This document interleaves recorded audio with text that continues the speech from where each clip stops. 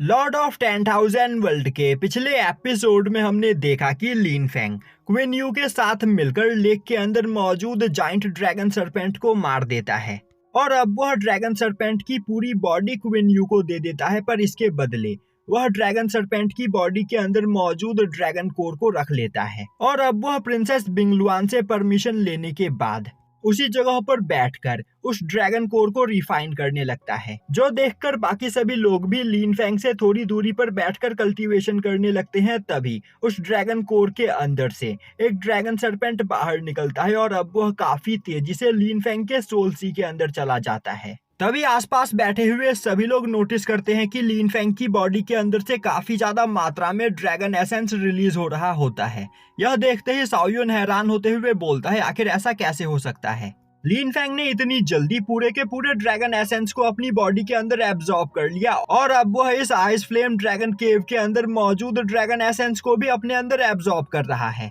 कोई भी नॉर्मल इंसान जिसके पास ड्रैगन मार्शल सोल ना हो वह यह काम नहीं कर सकता है, तो कहीं लिन फेंग के पास ड्रैगन मार्शल सोल तो नहीं। तभी साओयुन का बॉडीगार्ड बोलता है, मास्टर आखिर ऐसा कैसे हो सकता है? लिन फेंग की लिन फैमिली के सभी लोगों के पास डिवाइन एप मार्शल सोल है, तो आखिर लिन फेंग के पास ड्रैगन मार्शल सोल कहां से आ सकता है?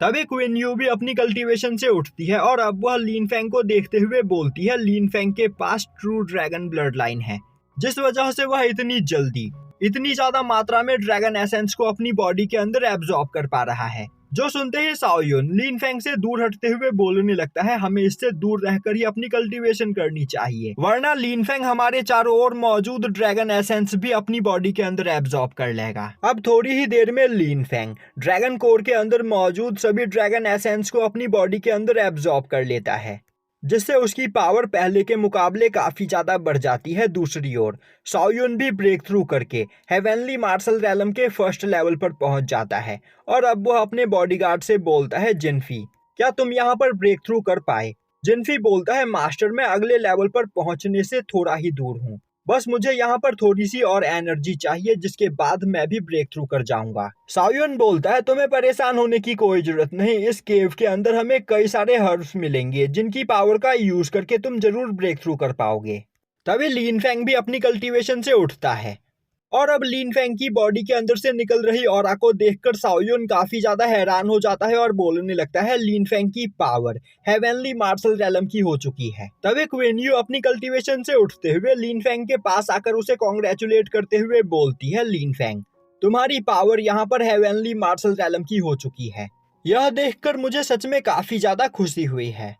तभी लिन फेंग हिचकिचाते हुए बोलता है, हाँ शायद से इसीलिए क्योंकि मैंने यहाँ पर ड्रैगन क्रिस्टल को अपनी बॉडी के अंदर एब्जॉर्ब किया। क्वीन यू बोलती है, यह कोई छोटी बात नहीं बल्कि बहुत ही ज्यादा बड़ी बात है, क्योंकि तुम्हारी कल्टीवेशन अभी बहुत ही ज्यादा कम है और जब भी कोई कम कल्टीवेशन का पर्सन किसी ज्यादा पावरफुल मटेरियल को अपनी बॉडी के अंदर एब्जॉर्ब करने की कोशिश करता है तो उसकी बॉडी ब्लास्ट हो जाती है, पर तुमने बिना किसी प्रॉब्लम के उस ड्रैगन क्रिस्टल को यहाँ पर रिफाइन कर लिया। साथ ही साथ वह ड्रैगन क्रिस्टल तुमने एक जाइंट सरपेंट की बॉडी के अंदर से निकाला था, तो उस ड्रैगन क्रिस्टल के अंदर एक सरपेंट सोल भी होगा, तो क्या उस सोल ने तुम्हें यहाँ पर परेशान नहीं किया? लिन फेंग हंसते हुए बोलता है, मैंने उस पर ध्यान नहीं दिया, शायद से मेरी बॉडी यहाँ पर काफी ज्यादा स्ट्रांग है, जिस वजह से मुझे कुछ फील ही नहीं हुआ। तभी प्रिंसेस बिंगलुआन भी उठकर लिन फेंग के पास आती है और अब वह भी उसे कॉन्ग्रेचुलेट करती है, जिसके बाद सभी लोग वहां से आगे बढ़ते हैं। तभी साओयुन अपने बॉडीगार्ड जिनफी से बोलता है, लिन फेंग सच में बहुत ही ज्यादा टैलेंटेड और पावरफुल है, तो अगर हम इस केव के अंदर लिन फेंग को फॉलो करें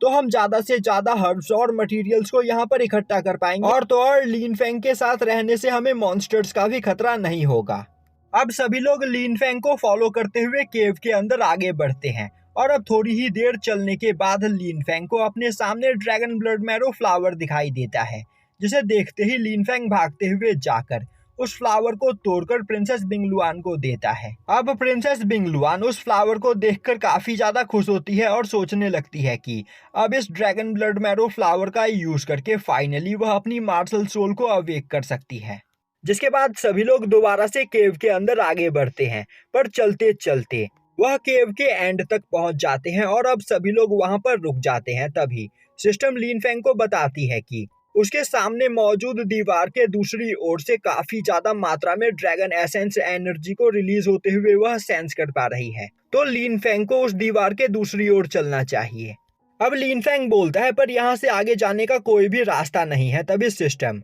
ड्रैगन आई की पावर का यूज करते हुए लिन फेंग को दिखाती है कि यह दीवार बस ड्रैगन एसेंस की एनर्जी से बनी एक लेयर है और इस दीवार के दूसरी ओर से ही असली आइस फ्लेम ड्रैगन केव की शुरुआत होती है। तभी लिन फेंग नोटिस करता है कि उस दीवार के दूसरी ओर काफी ज्यादा मात्रा में आइस मैरो लिक्विड होता है, जिसका यूज करके वह अपने ग्रैंडफादर की इंजरी को हील कर सकता है। तभी क्वीन यू बोलती है लिन फेंग, यहाँ से आगे जाने का कोई भी रास्ता नहीं है, तो क्या यह केव यहीं पर खत्म हो गया या फिर हम किसी गलत रास्ते पर आ गए हैं। तभी प्रिंसेस बिंगलुआन बोलती है एंशिएंट लेजेंड के हिसाब से इस केव के अंदर आइस फ्लेम ड्रैगन का ग्रेवयार्ड है,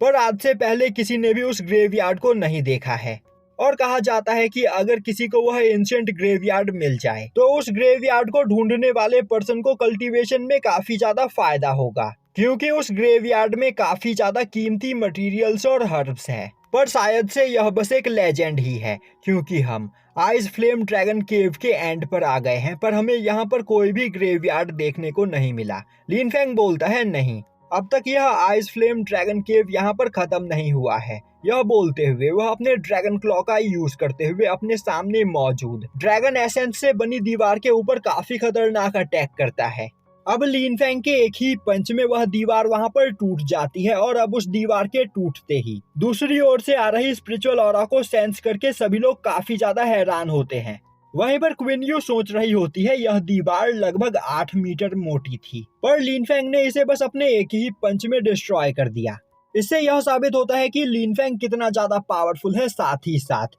इतनी ज्यादा मोटी दीवार के दूसरी ओर मौजूद केव को भी लिन फेंग ने सेंस कर लिया। तो हमें लिन फेंग को अंडर एस्टिमेट नहीं करना चाहिए। दूसरी ओर यह देखकर साओयुन भी काफी ज्यादा हैरान होता है और अब वह बोलता है मेरे ख्याल से लिन फेंग के पास हेवनली आई है और शायद से उसी का यूज करते हुए उसने यह सेंस कर लिया कि इस दीवार की दूसरी ओर भी एक केव मौजूद है। तो अगर मैं यहाँ पर लिन फेंग को फॉलो करूँ तो मुझे सच में काफी कीमती ट्रेजर्स मिल सकते हैं। और अब सभी लोग लिन फेंग के पीछे पीछे उस दूसरे केव में एंटर करते हैं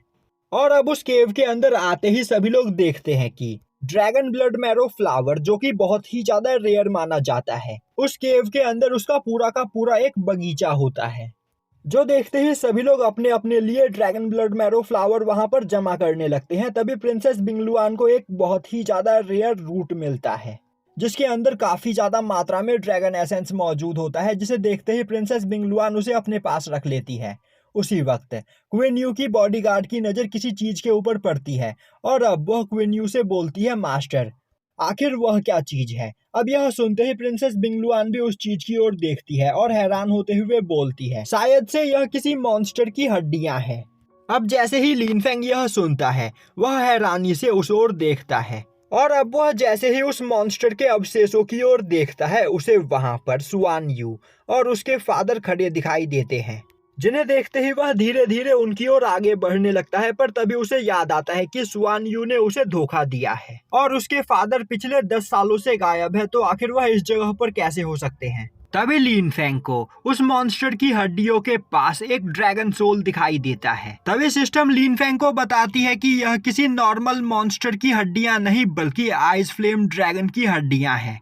और वह सोल भी आइस फ्लेम ड्रैगन का ही सोल है, जो कि यहाँ पर अपनी पावर का यूज करके सभी लोगों को इल्यूजन में फंसा रहा है। और अभी इस वक्त आइस फ्लेम ड्रैगन के सोल की पावर हेवनली मार्शल रैलम के 6th लेवल की है और यहाँ पर अभी आइस फ्लेम ड्रैगन की सोल लोगों को इल्यूजन में फंसाकर अपनी ओर अट्रैक्ट कर रहा है, जिससे वह किसी की भी बॉडी को पॉजेस करके उसकी बॉडी के ऊपर कब्जा कर सके। तो आपको जितना हो सके उस आइस फ्लेम ड्रैगन से दूर रहने की कोशिश करना है। दूसरी ओर वहां पर मौजूद बाकी सभी लोग भी आइस फ्लेम ड्रैगन के इल्यूजन में फंस चुके होते हैं और अब वह उसकी हड्डियों की ओर खींचे चले जा रहे होते हैं, जो देखते ही लिन फेंग परेशान हो जाता है। तभी सिस्टम लिन फेंग को बताती है कि अगर लिन फेंग इस आइस फ्लेम ड्रैगन सोल को रिफाइन कर ले तो उसे आइस फ्लेम ड्रैगन की पावर मिल जाएंगी, पर आइस फ्लेम ड्रैगन की सोल के ऊपर काबू पाना यहाँ पर आसान नहीं होगा। दूसरी ओर बाकी सभी लोग आइस फ्लेम ड्रैगन की डेड बॉडी के पास पहुंच चुके होते हैं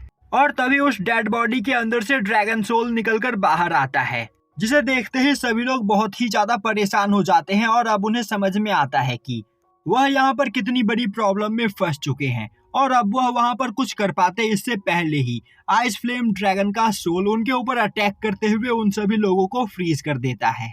अब उन सभी लोगों की बॉडी फ्रीज हो चुकी होती है पर वह सभी लोग अभी भी होश में होते हैं और वहाँ पर सभी कुछ देख और सुन पा रहे होते हैं। और अब वह ड्रैगन सोल काफी तेजी से साओयुन की ओर आगे बढ़ता है जिससे वह उसकी बॉडी को पोजेस कर सके। यह देखते ही लिन फेंग काफी तेजी से उस ड्रैगन सोल की ओर भागते हुए उसके ऊपर अपने ड्रैगन रॉड से अटैक करता है। अब लिन फेंग के अटैक से वह बर्फ टूट जाता है जिसके अंदर बाकी सभी लोग फ्रीज होते हैं, पर आइस फ्लेम ड्रैगन दोबारा से उनके ऊपर अटैक करते हुए उनकी बॉडी को फ्रीज कर देता है, जो देखते ही साओयुन चिल्लाते हुए बोलने लगता है, ब्रदर लिन फेंग, यह ड्रैगन यहाँ पर मुझे मारना चाहता है तो प्लीज मेरी मदद करो। अब वह आइस ड्रैगन दोबारा से साओयुन की ओर आगे बढ़ता है। तभी लिन फेंग अपनी स्काई पियर्सिंग फिंगर का यूज करते हुए उस ड्रैगन के ऊपर अटैक करता है, पर आइस ड्रैगन अपने ड्रैगन क्लॉ का यूज करते हुए लिन फेंग के अटैक को डिस्ट्रॉय कर देता है। और अब वह अपने आइस बॉल से लिन फेंग के भी ऊपर अटैक करता है जिससे वहां पर लिन फेंग की बॉडी धीरे धीरे फ्रीज होने लगती है